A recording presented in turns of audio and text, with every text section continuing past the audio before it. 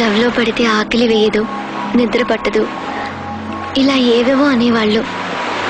వాటిని నేను ఎగతాళి చేసేదాన్ని.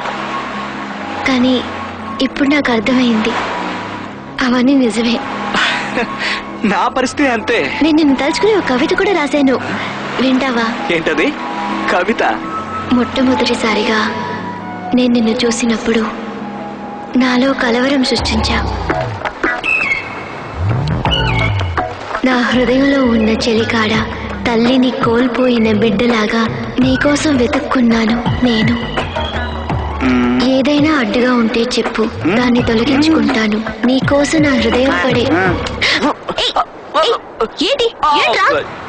ఏం లేదు, ఊరికే. నువ్వు కవిత వినిపించేటప్పుడు నేను నీ ఒళ్ళో పడుకుంటానంట, నువ్వు నా తల నిమురుతూ ఉంటావంట. అలాంటివేం లేవు. నా కవితని విన్నావా లేదా? బాగా చూసావా? లేదు, విన్నాను. ఫస్ట్ టైం నేను ఈ కవిత రాశాను. అందులో నీకు ఏ లైన్ నచ్చిందో నువ్వు నాకు చెప్పాలి. ఈ అమ్మాయిలందరూ ఇంతే. మొదటి లైన్ నచ్చిందా, రెండో లైన్ నచ్చిందా అని అడిగి ఇబ్బంది పెడుతూ ఉంటారు. మాలాంటి అబ్బాయిలకి మీలాంటి అమ్మాయిలు నోరు తెరిచి మాట్లాడటమే కవిత. నేనేదైనా అడిగితే నువ్వు ఇంకేదో చెప్పి ఎస్కేప్ అవుతావు. ఏంట్రా నువ్వెనక అలాంటివన్నీ చూస్తావు? అది తప్ప? అది తప్పే కదా. ఇందులో తప్పే ఉంది.